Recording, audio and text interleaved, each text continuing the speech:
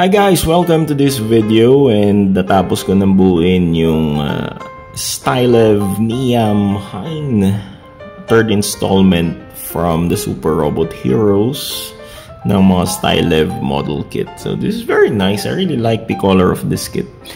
The gold and this metallic black and jet black color of this kit really catches the attention, especially if you're going to display it with model kits na may traditional color ng Bandai, yung mga Gundam protagonist suit na monotonous na yung kulay, yung parang flag ng Pilipinas.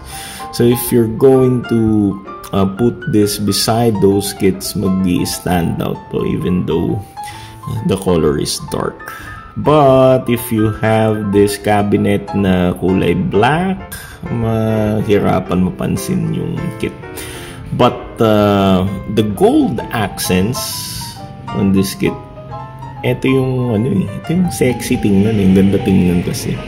It really complements the dark colors, yung jet black or matted black natin and yung metallic black natin dito. Sobrang ganda ng niya eh. Ganda ng contrast niya. Talagang it really complements. Ang ganda ng kulay.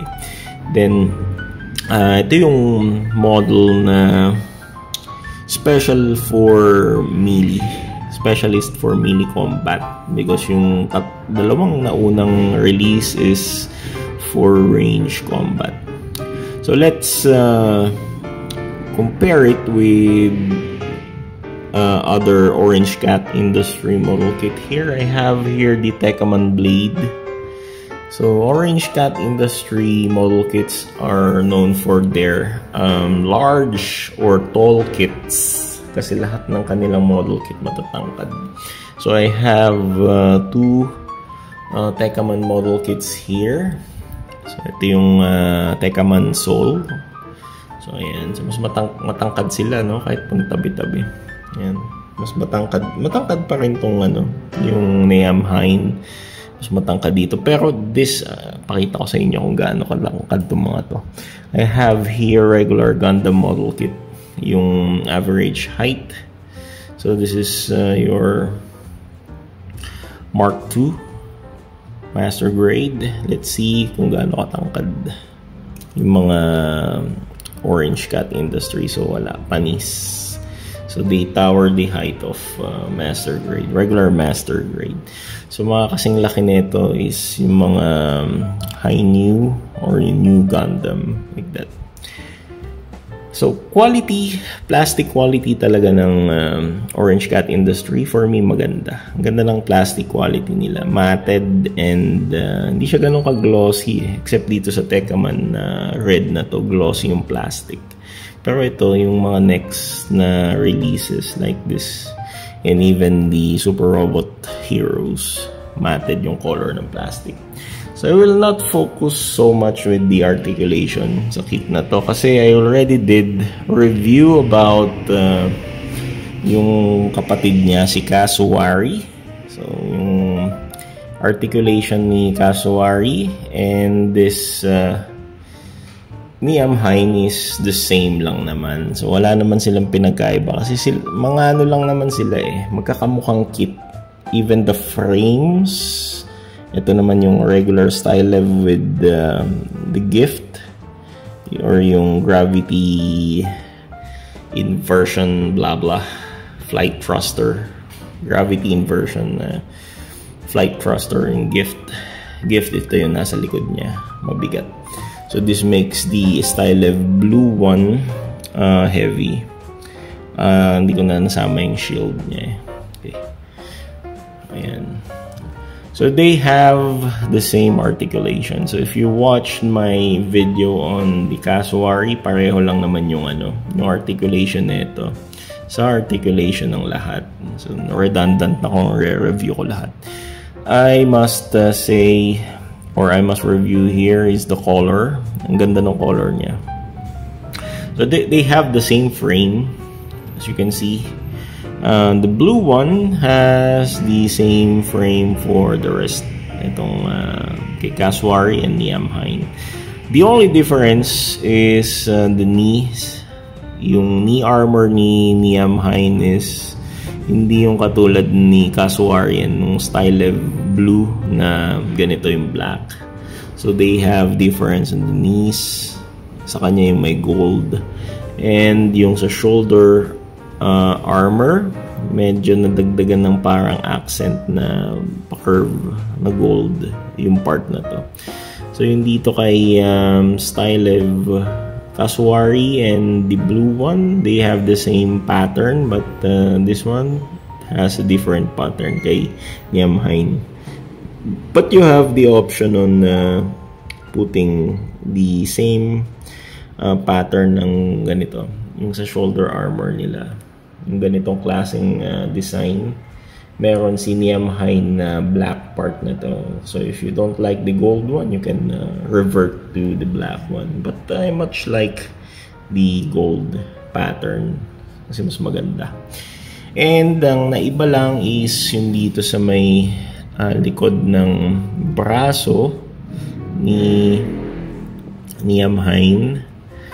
Meron siyang gold plated gauntlet. Ito, yung gauntlet niya dito, gold.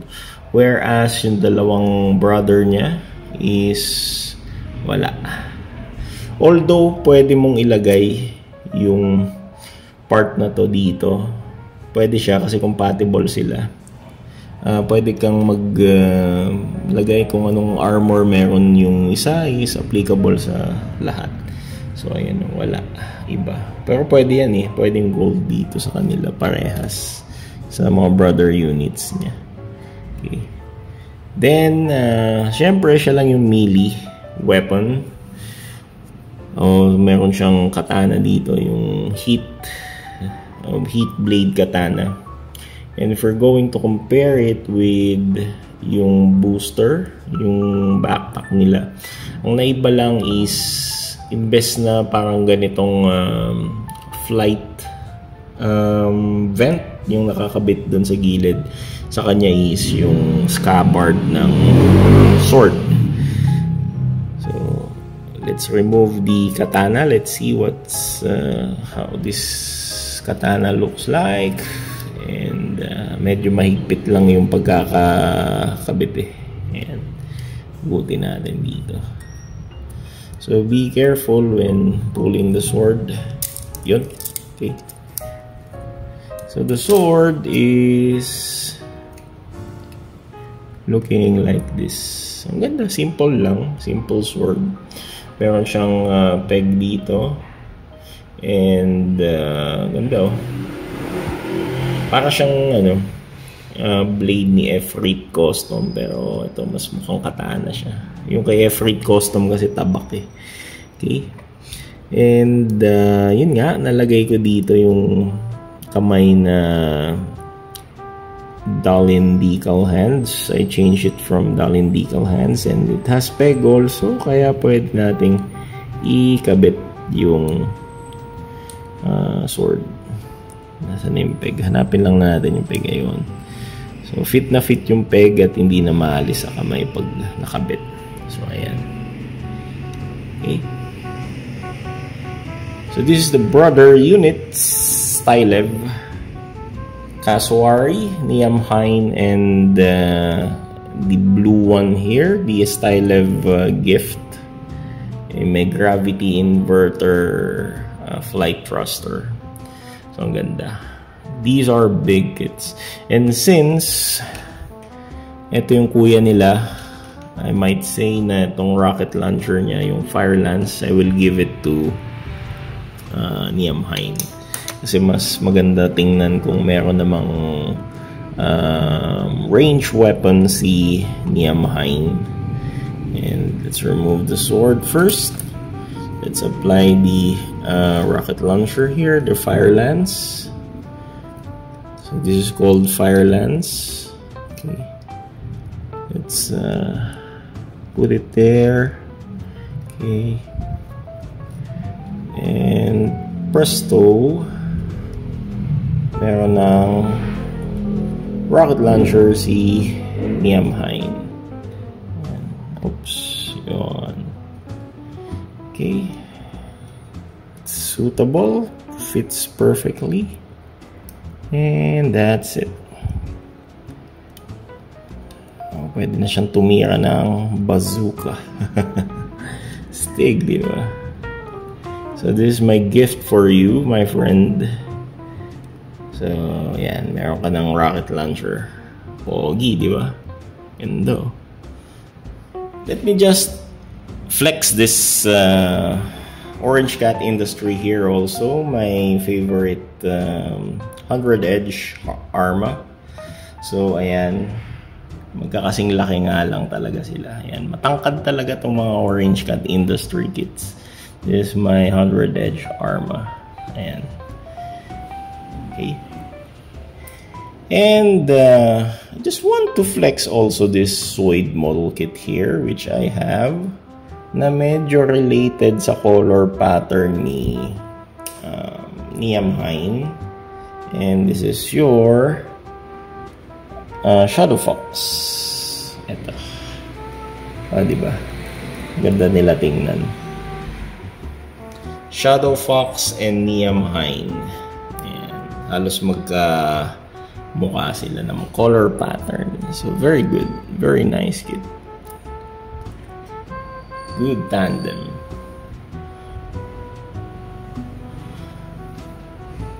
So thank you so much for watching this unboxing and review of Orange Cat Industry Stylev Niam Hain from Super Robot Heroes. And this very good kit.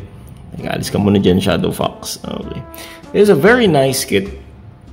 And yes, it has the appeal. It has the sexiness on the color, and I recommend this for all types of builders. Newbie builders can build this very good, very fine, because this is a beginner friendly kit. Ang dali lang niya, although hindi siya, or although mukha siyang master grade or complicated build, mukha siyang complicated kit to build, sorry, kayang-kayang buuin ng beginners to. Ang ganda eh. At ang dali lang. I finished this kit about 2 hours. Straight build, walang pahinga, and concentrated lang ako nagbe-build. Ayan, 2 hours, ang tapos ko kagad.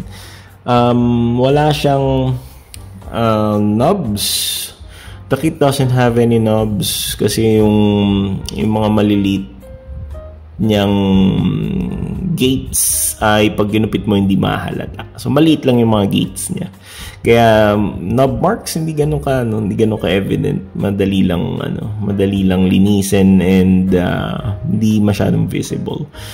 So thank you so much for watching this. See you next time on my other build and review.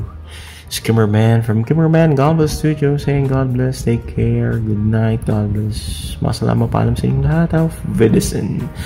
Sayonara, goodbye. See you next time.